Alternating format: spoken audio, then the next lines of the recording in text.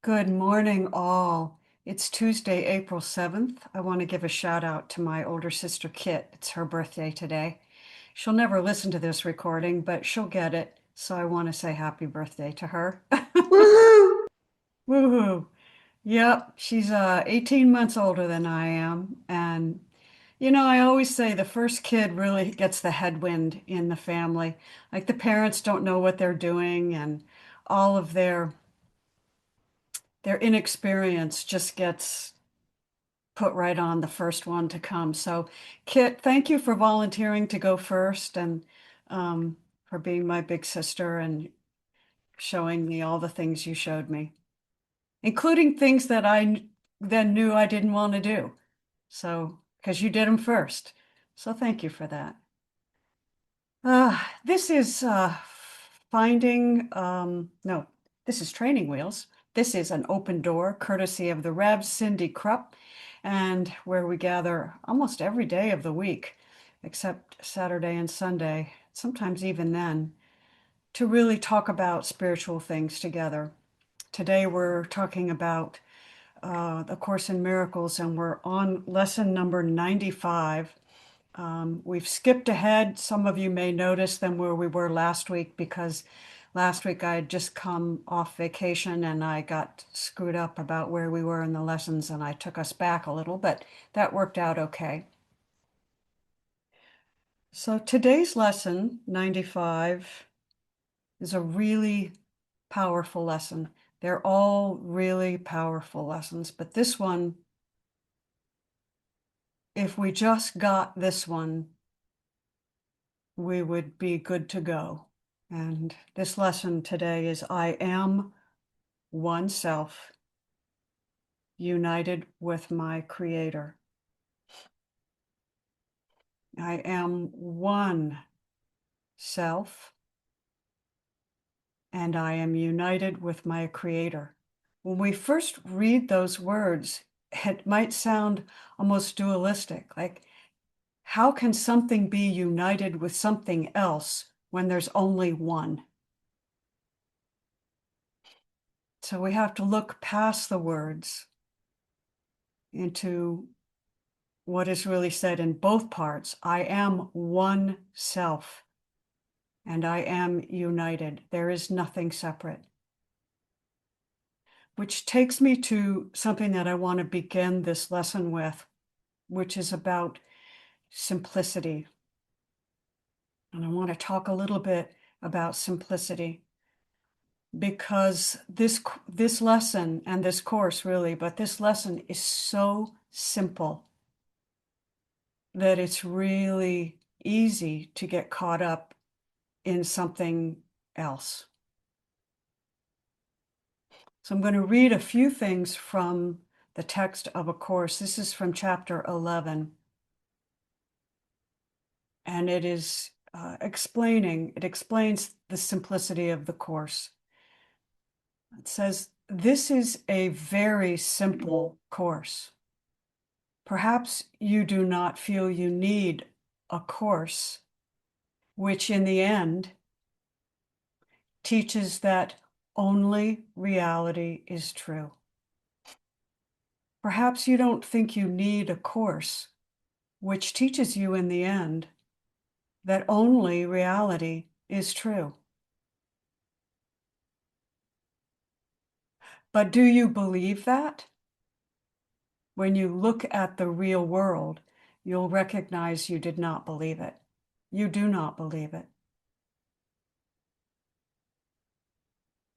And yet the swiftness with which your new and only real perception will be translated into knowledge and will leave you but an instant to realize that this alone is true.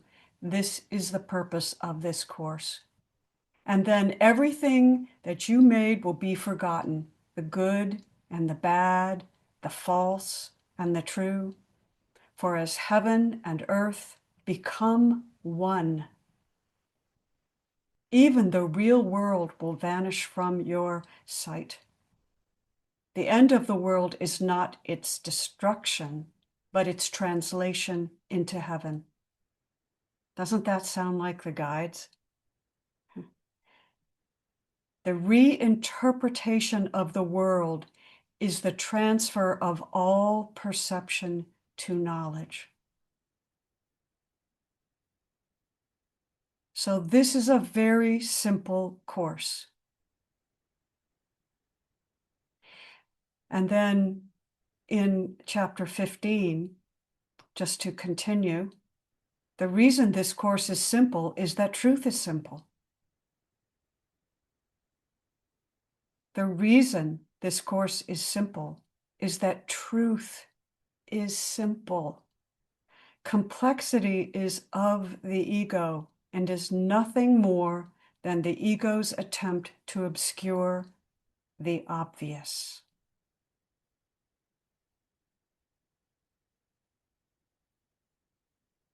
The simple reason, simply stated, is this: the holy instant is a time in which you receive and give perfect communication. The holy instant is a time in which you receive and give perfect communication. What does that mean, to receive and give perfect communication in an instant?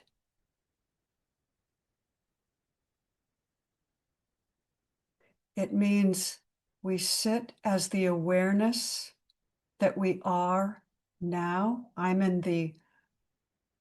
took this, John, I'll answer your question in a minute. I just want you to listen right now if you can. What is this holy instant as a time in which we receive and give perfect communication? I'd really like to think on this. And in fact, I'm going to just stop right now and ask us to go into meditation and sit in the holy instant and experience what is received, and then experience what you give. What is it that you give back? Right? And I won't leave us just with that. But I will say, in this instant in which we sit in holiness,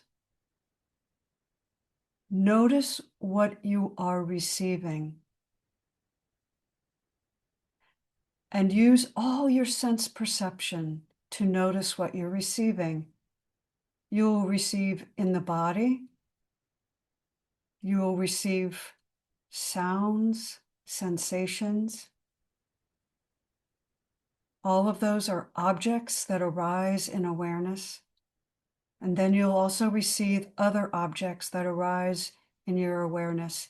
You'll receive emotional content. You'll receive thoughts, mental thoughts and images. Just notice these. And then notice as they arise in your awareness, how this changes or shifts the vibration and tone of your being. So notice all of it. And then notice the vibration and tone of your being in the holy instant as it shifts and moves throughout this 10 minutes that we'll sit together. And so that's what you receive. And then what do you give? Give the tone and vibration back from that out of which it arose. So let the vibration come up, let it peak, rise, and move through, and then move out. That's what you give back. Give that back, and then notice what comes again.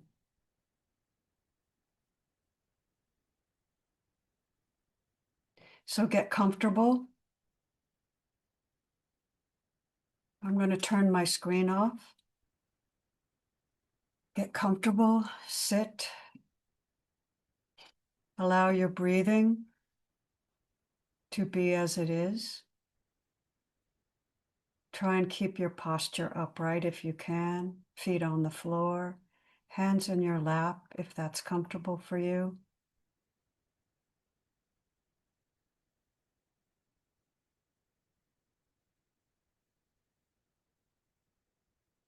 I would suggest you close your eyes, but you don't have to.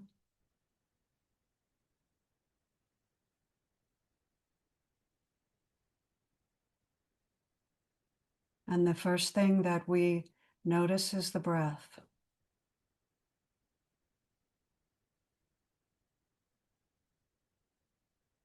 The breath is given to us.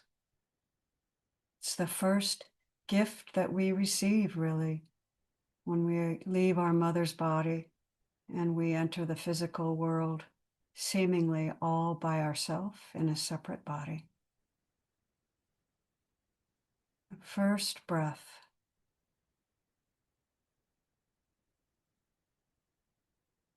This is given to us.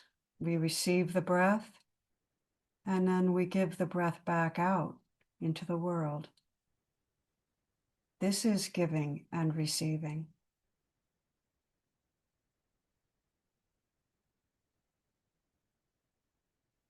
Receiving the breath and giving the breath in perfect communication.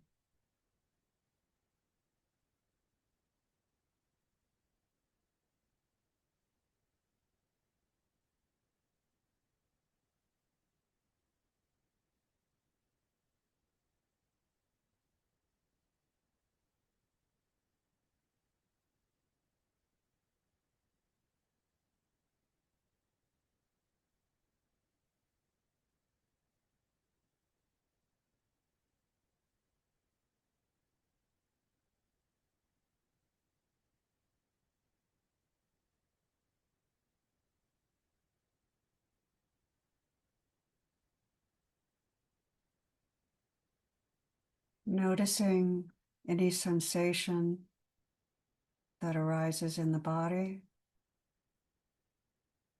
allowing it to move freely.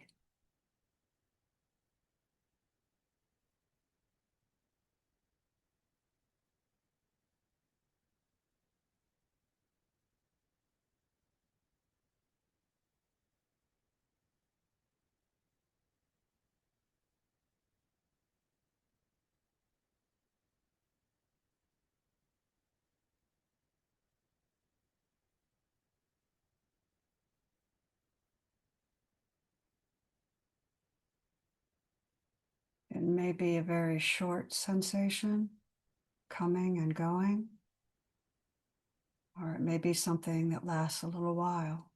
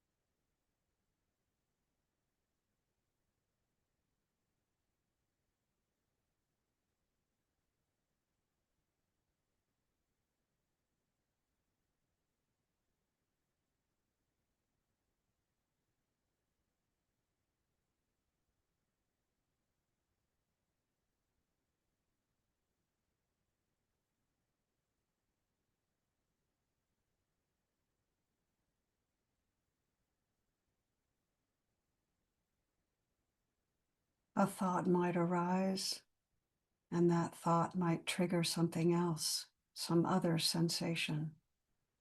Just notice it.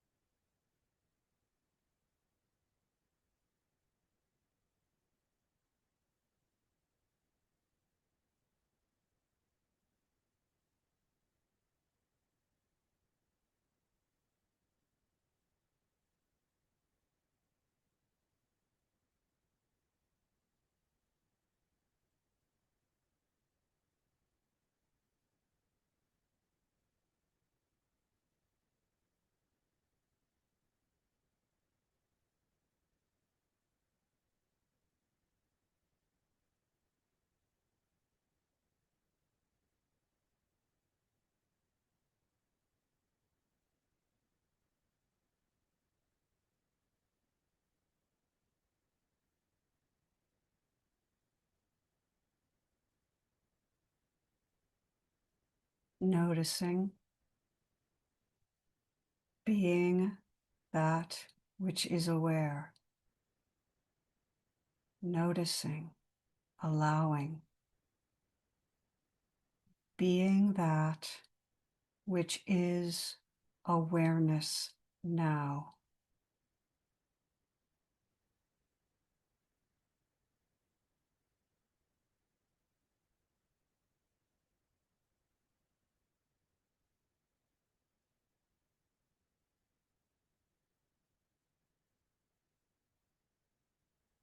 The reason this course is simple is that truth is simple. Complexity is of the ego and is nothing more than the ego's attempt to obscure the obvious.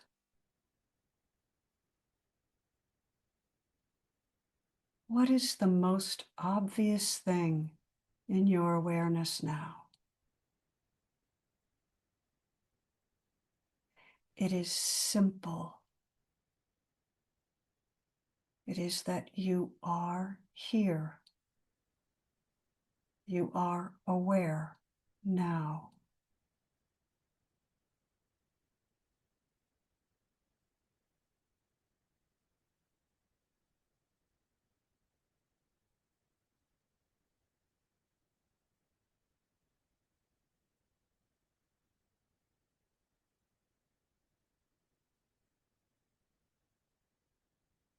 Today's idea, I am one self, united in my Creator, with my Creator.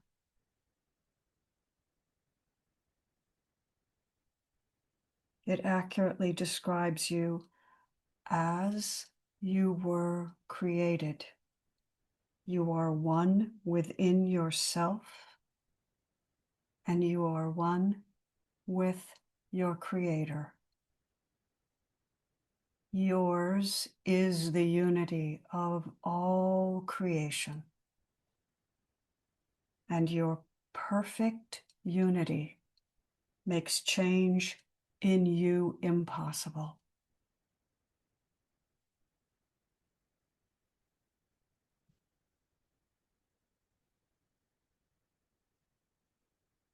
You do not accept this, and you fail to recognize it must be so only because you believe that you have changed yourself already.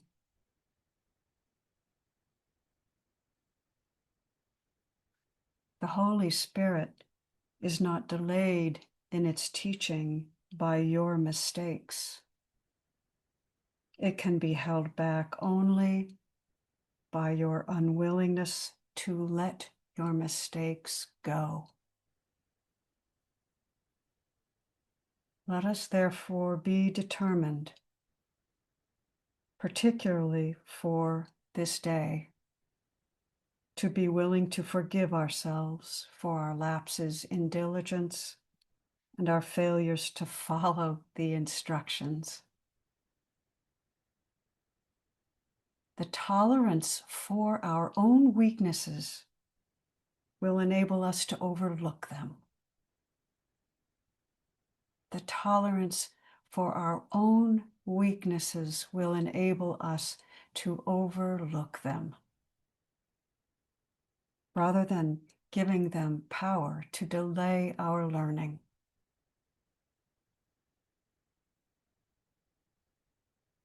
Let all these errors go, recognizing them for what they are. They are attempts to keep you unaware. You are one self, united with your Creator, at one in every aspect of creation, and limitless in power and in peace.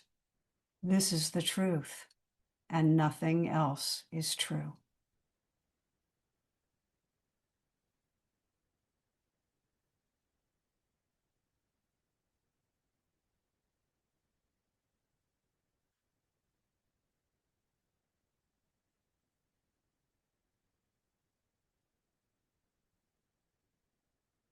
I am one self.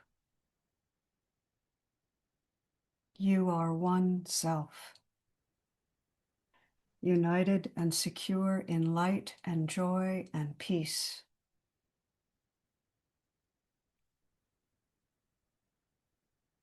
You are God's Son, one self, in and with and as one Creator.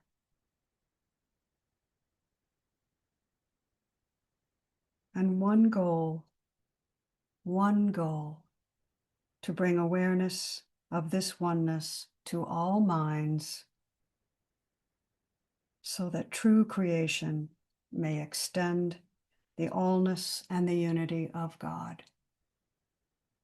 You are one self, complete and healed and whole, and let the light in you come through you to teach the world the truth about yourself.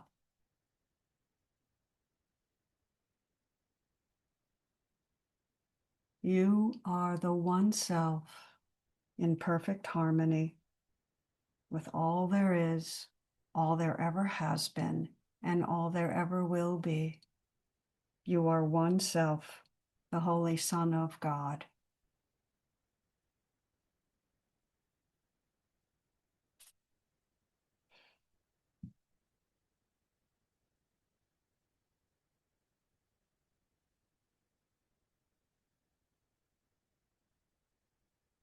The ego will demand many answers that this course does not give.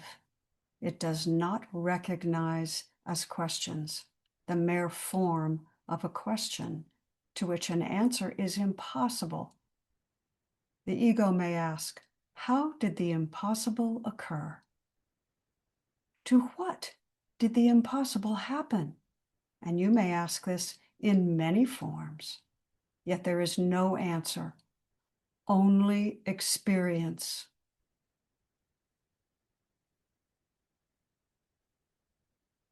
Seek only this, the experience of the one self, and do not let theology delay you.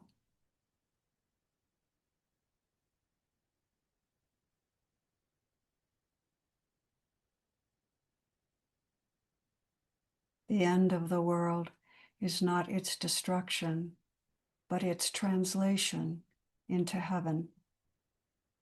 The reinterpretation of the world is the transfer of all perception to knowledge. And knowledge is here and now, in the receiving and the giving in this holy instant.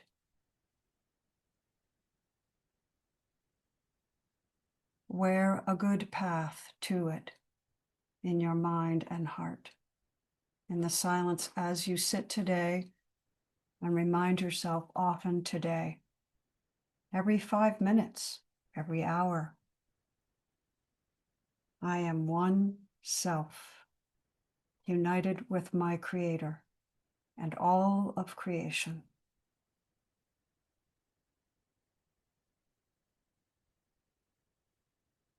Who else would you be?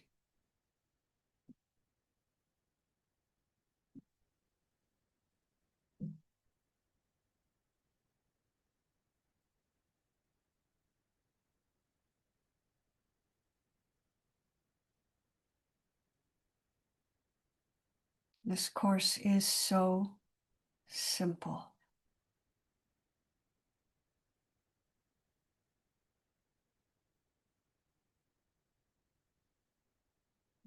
Complexity is of the ego and is nothing more than the ego's attempt to obscure the obvious.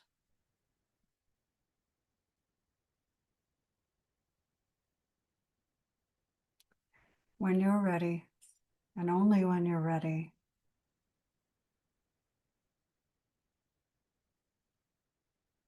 find yourself in your body, your feet on the floor, your hands in your lap, awareness of the breath. Gently When you're ready, come on back and let's talk about this.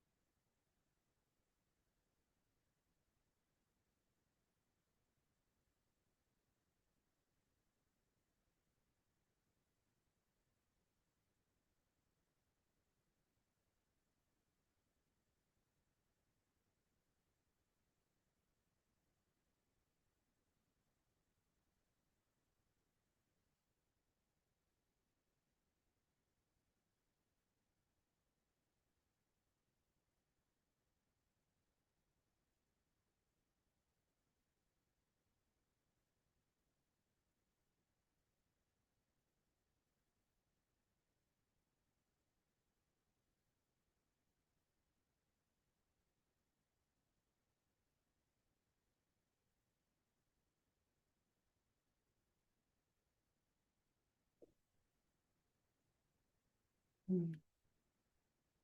So Cindy left to get her blanket, and Livy has joined us, and Alka and Jerry.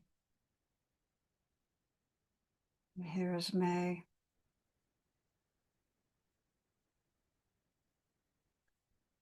This lesson is so simple.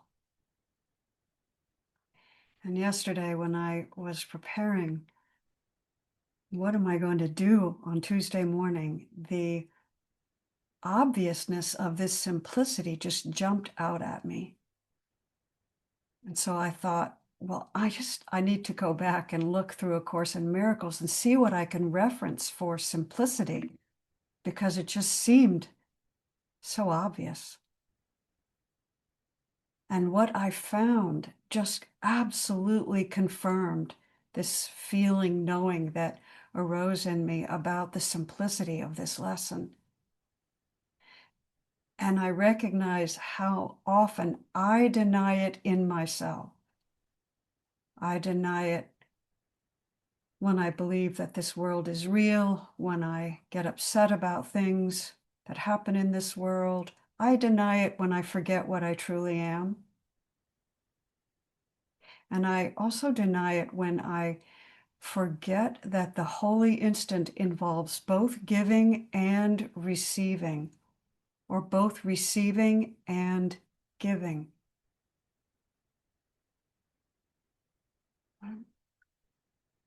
This is a flow state, for lack of a better way to put it. It's a flow state. It's a constant movement in and out. Yesterday, we talked a little bit about how the light is really important and that we are the light. And that's true. But the darkness is important too. The darkness is so peaceful, so calm, so deep, so warm, and so welcoming, and so gentle. And the darkness and the light flow in and out. Right? And both are God's being.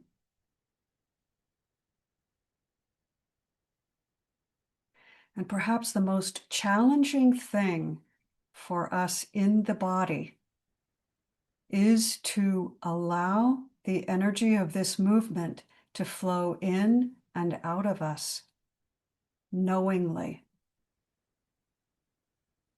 To be willing to be present in the moment as things flow in and then flow out, not through anything that we do, but only in the light of our awareness that it is happening now.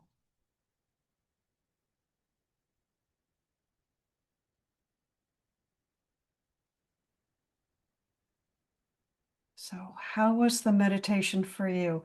I wasn't sure I was going to do a meditation this morning, but it happened. So what have we got in the chat? Yeah, I'm not in, I go between the two books, John.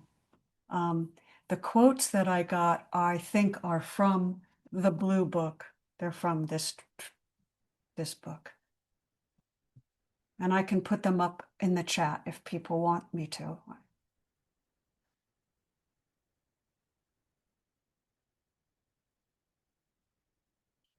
Elizabeth, good morning. Good morning. I'm resting in the quiet of this most beautiful, calm space. You have been guided and have been willing to hold it. It's not easy because in that moment is when everything wants to come up and resist it and disturb it. And I feel myself almost having to, like a cork, push it down, but not push it down so much that it's resistance. And it came in so clearly. And as you read it, just such a peace. I was noticing it because the resistance wanted to come up. Oh yeah, how simple can that really be? And yet we all feel it is. And I heard more clearly as you read and I'm so grateful, so quietly, so peacefully, so softly, it could land in there about the reality, especially in that beginning. It was startling. Again, with every moment, I even think, and it keeps saying we're not the body, but there's eyes and we don't see anything and we think we see. And I really pay more and more awareness every second. I think I'm here than I've ever before because the sensations, the pain, the anxiety can come up over the craziest things, more than I ever noticed before. Lots of sleepless nights and loving that peaceful place. And it's like, yes, literally, I'm home now. Why wait? And I keep looking, going, really? And when I was guided to not be in this group for a while, just different things have been going on. And it was very important. I made sure I had the timer on to be here. When I heard yesterday, it was in one of the sessions. And it is, again, the answer of feeling I haven't done anything wrong. Here's the separate person, all the things that have gone on, and how to see that it's not me, but part of an experience in some way that says the cost of separation. I never, ever, want to even entertain that again, but let me not condemn it, but use it gently in this way. And as that reading went on, I was almost feeling like it's okay. You're recognizing that's what this is for. It may not be that these words are coming through, but I'm feeling just such a peace and a blessing for this. And as you were guided and could receive to prepare for today, some days I find it like there's just like a brick wall. So thank you for being the conduit. However we called you and yourself responded, and to having this moment together with all that are here and on behalf of all those who aren't here, because again, we're that one self in both camps. I'm looking forward to listening to this because it's just saturating. And right now, where I'm in, there's a light rain outside, and I'm so grateful. I want to just stay in this quiet space today and let this really, as you said, just almost just marinate. Thank you. That was beautiful, Elizabeth. Thank you very much for that. Thank you so much.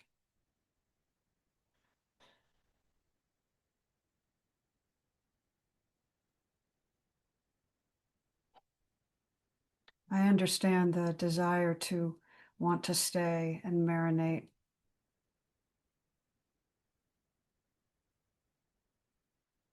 And yet we all know that the change comes and change goes. And we get knocked out of the witnessing awareness, this holy instant, this holy circle of awareness. We get knocked out of it. And we have to find our way back in to the circle and stand up in the circle and be what we are in truth.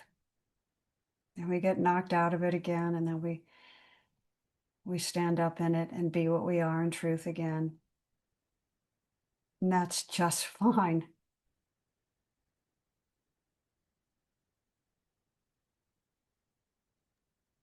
We Oh, don't. two other things as you shared that I find the slightest one when you mentioned about the awareness of sensations. I find such a resistance these days to wanting to be aware of the sensations because I don't like them when they're anything less than that. And I find right now that it kind of says that it might try to do it even more, that I'm finding a real, well, it is a bit of a challenge how to allow them, but let them not overtake me, and still allow myself not to say, no, I don't like them, and that's okay. If I did like them, that really would be okay. So that even hearing that and the awareness, I could, like a red flag went, oh, don't listen to that. And I, so I listened to that as I listened to being aware of the awareness of the sensations. And one of my favorite parts was light and joy and peace abide in me. I had an experience once of that joy and peace out of this world. And I look back up and go, why did you leave me here? It is so beyond anything so where spirit is. And I'm like, yes, and the light. I did have an experience with the light at one time. And we think we're in such darkness. And the light still is there. And right now it feels so, impossible to believe it really is there, as brilliant as ever. And it takes right now, as I'm feeling there's many other, I'll say, awakening groups. Some seem to be a little header, but, passing through what they call maybe the darkest night of the collective soul. As best we can do our part. And that lit my heart up. As last night it said, try to go at the end of the day.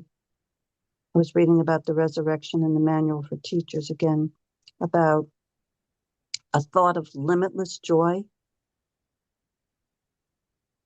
a thought of eternal peace, and a thought of limitless release, endless mercy, and countless blessings. I'm going to feel that in what was just shared in this holy now moment. Thank you. Light and joy and peace. Thank you, Elizabeth. Thank you. Are you complete? Yes, thank you. Thank you very much. Much appreciated. Livy, you're up. Good morning, Livy. Good morning, everybody. Wow, it's so good to be with y'all this morning. Amy, thank you so much for that beautiful meditation. And Elizabeth, thank you so much for your sharing with us this morning as well. And what came up for me today, as y'all know, I've been traveling every day to go be with my friend who's transitioning. And she's very, very close now. And one of her other dear, dear friends who has been organizing her care called me this morning, and I was so peaceful on the call. And he was saying, because my friend has unnatural abilities to hear. And so we decided that we need to keep it as peaceful as possible. And so I'm not going up today. And I said, I can be with her here. I was very peaceful on the conversation. I trust him implicitly, and I trust in the higher good.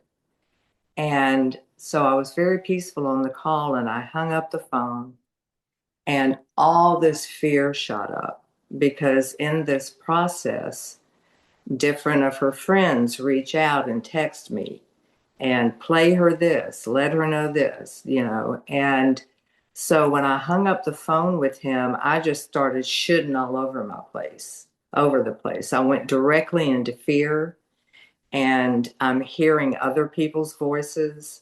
They jumped in, and I couldn't feel my feet beneath me. And I didn't stop and just be with the feeling. I immediately called Rana, and she helped me get back into that peace. And I also recognize the wonderful opportunity to really practice sitting. It's like I told the friend when we were talking this morning, I said, I can be with her from here. If she passes today, I can be with her here. And so I got really out of sorts, and I just am so grateful for these opportunities to let go of old patterns of thinking, old conditioned ways of thinking, in particular, people pleasing and, things like that. And so this was just exactly um, as it always is. It was just exactly what I needed to hear and be with, and just be with the sadness, be with whatever's coming up, and recognize the truth of what I am and the truth of what she is. And I can find comfort in that. And I'm just really, really grateful when the illusion wants to jump in. It's been interesting to recognize the ego's voice and how it really, insinuates its way in. And I'm grateful for that seeing. And I'm grateful for understanding that what I resist persists. And it's not about attaching, it's not about resisting, it's about trusting that everything is happening for the higher good. And I can trust and be with that. And at the same time, be with whatever uncomfortable feelings may be coming up, and practice sitting more today. Practice being with that, and really get to practice the oneness that everybody is, and not to judge anybody. I'm so grateful today that I understand if I'm going to judge somebody else, what am I judging about myself? It's my judgment. It's just the judgment. It's not even mine. Um, but this was just right on target, and I'm just really, really grateful. And I listen every day to all of y'all, and it really, really helps through this process. And so I'm just really grateful for understanding that peace that I felt in talking to him, and not making it about the small self, and recognizing and trusting. It's just some really good opportunities for me to practice what I'm learning here. And so thank you all for being my teachers. I really, really appreciate it. Thanks. Thank you, Evie. Thank you.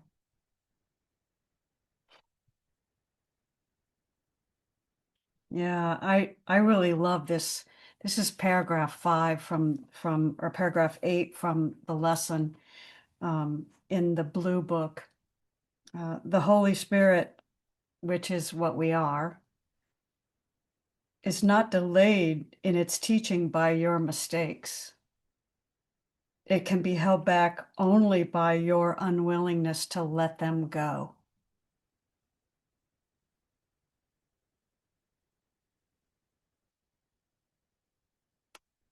It really gives surrendering a whole new meaning.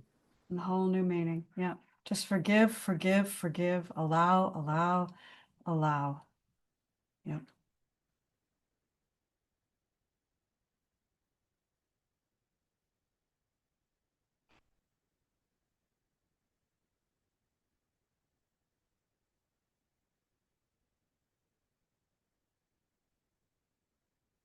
I am moved to, well, Ron is going to speak, and then I was going to ask Jerry how he was doing this morning, but Ronna, you're up. Thanks. Morning. Good morning, Amy. Good morning, everyone. Really powerful sharing today from our leader and our group. I very much appreciate the stillness that's present right now. It's very palpable. And I just wanted to share the sentence you spoke, Amy, which really pinged me today is there is no answer, only experience. And the realization is it's just experience of self watching the comings and goings of what is happening. And ego likes to question, inquiring minds want to know. So that the big question, right? Why did this separation happen? It's like, okay, it just happened. Like the ego is so unsatisfied without the answer to the big why, so unsatisfied. But once that question and non-answer is moved beyond, there's a space there, where I realize what you said. There is no answer. It's the experience. And that's what reality I'm coming to realize is, right? It's the truth of the moment right now. And the ego and the words and the images just want to complicate that so much, like you're pointing that it's simple. I'm so excited to share that I'm actually looking at some quotes. I feel like Cindy, my ego is all over the place right now because I have a Nisargadatta Maharaj quote that I think really helps us today. I'm so excited. As the mind is made of words and images, so is every reflection in the mind. It covers up reality with verbalization and then complains. Right? We got words and stories and images, and then there's all this complaint about it, right? I'm the one that's named and claimed everything, and now I'm complaining about all of it. And the writing that came to me was words and images cover the truth. These are always temporary. They color perception and make what is somehow unacceptable. Allow these to come and go without attention. Feel truth as you sit in stillness and allow everything to be exactly as they are and it is. I thought that it was very interesting that they popped up and the mind wanted to scratch that out and say that's not correct. right? And I just left it there. It was really, really pretty sweet. So as our gathering started, I sat, with my video off because I know what Tuesday mornings are like here. So this was the experience. Turn on Zoom, do my thing. Dog and Ryan walk through. Diane pops in for a question. Back to Amy. Grammy walks through. Back to Amy. Back to stillness. Then a question. The ego is the questioner. There is no answer. And so there's been a sort of beating up and judging oneself because, I'm not sitting here with full attention, camera on, focused in. That's what the right thing to do is, according to the good student. And what is just what is. And it still happens, right? The desire somewhere to be with you, to talk about these things, to whatever. Who cares what's happening in addition to that? It's still working. You use the word flow. And so there's where I see the desire to drop that judgment that I'm still not doing it right. And so very powerful this morning. And I just appreciate that deepening of, however it's happening is okay. I'm not making a mistake. I'm not wrong. So thank you for allowing me to share. And I love you all so much. You just make my life way more than tolerable. I'll tell you that. I no longer just have to kind of endure. There's not that feeling anymore. So thank you. Thank you. As usual, you offer us your deeper insights, Ron. I really appreciate it. That's a great quote. It absolutely fits perfectly, doesn't it? Yeah, it's right there. Yeah, the egoic mind is just constantly commenting on what is arising. So what arises and the ego comments on it. It arises, complains. Yeah. What a biatch. Yeah, absolutely. Yeah. It's never ending insanity. I love the line, this tolerance for weakness will help us overlook it rather than give it power to delay our learning. This tolerance for weakness, I would say we should really be developing this muscle for tolerating mistakes, recognizing them, tolerating them, and then giving them back, not judging them, not even calling them mistakes, because there's no separate self that's making a mistake, right? It's all just happening. And that does not mean that the one self is unfeeling or without any beauty or joy. Not in the least. The egoic mind will get so bored with the one self. Right? It just gets so completely bored with it. Nothing's happening here. Right?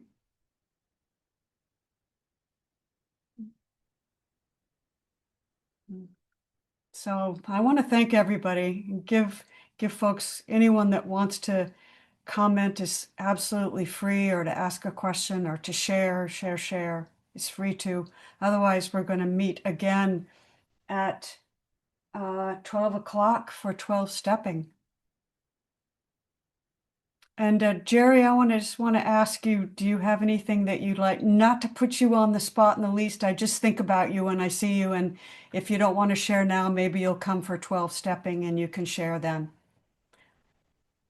Just want to know how you are.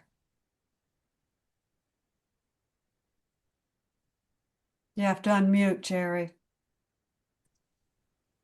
Maybe I'll wait till 12 o'clock. Okay. Thank you. Thank you.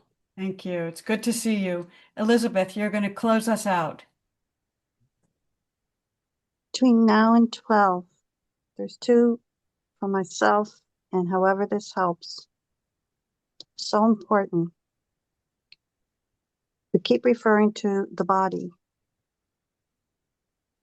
We're talking about the body problems, the body relationships, the body, the body, the body. I get some days I said, enough with bodies. This is a mind projection. It's a mental construction. And the trick is to keep us self-referencing constantly. And it is so challenging to even, I'll say, pull back to that awareness. And you can feel like it's like a magnet once, like an old bad habit. It feels more comfortable to get back in there, and it loves its suffering. I've realized that. It loves it. 2 o'clock in the morning, you've got to buy a jar of almond butter tomorrow.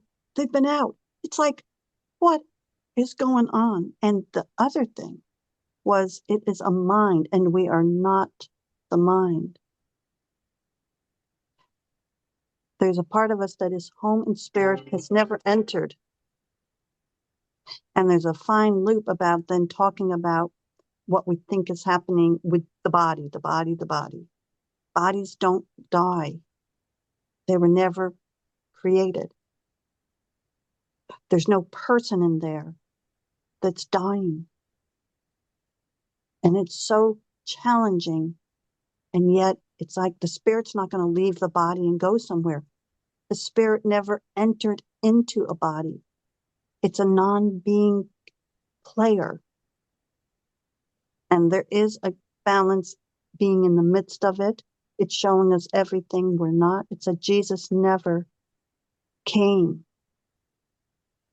It was part of the illusion of what we think we are in this level. So there's other levels. And to remember that this is a mind and we're beyond the mind. And the other thing I noticed, spirit does not perceive. This is all a projection. I don't care if somebody's blind, they still sense. These senses are the deceivers. Smelling, tasting, touching. You can't, our minds are filled with words, symbols, pictures, endless. And that's divine love is divine abstraction. So that's why this is like a further, it said, mesmerism, because we actually think we're seeing and feeling and touching things, and we're like puppets being programmed to go pick something up, but when we see we're not that, the doer, ever so slightly, I just find that gets to be more and more in my own awareness, because it says we're never, who we are is never even really in the body, become more of an observer. Thank And you, Elizabeth. somehow to just remember that in these next couple of hours. Yeah. The Thank best you. we can. Yeah, absolutely. There's a lot in what you said. It's the end of the hour, and so we'll move on. So maybe we'll see you at 12 stepping. There's a lot in what you said to discuss, and really appreciate your sharing. Thank you all for being here. We'll see you a little bit later. All right. Love us all.